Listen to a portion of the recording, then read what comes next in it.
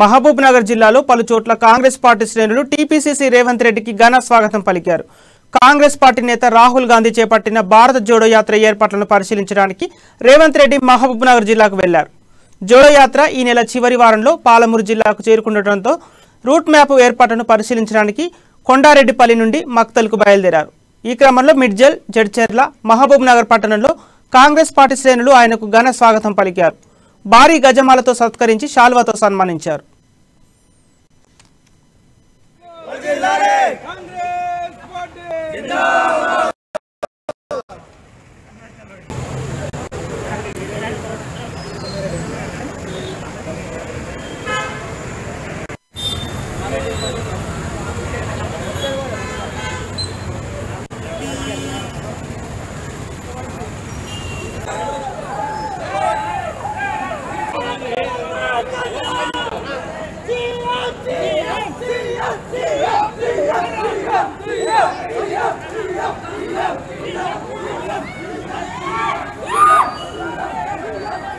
अरे कौन सा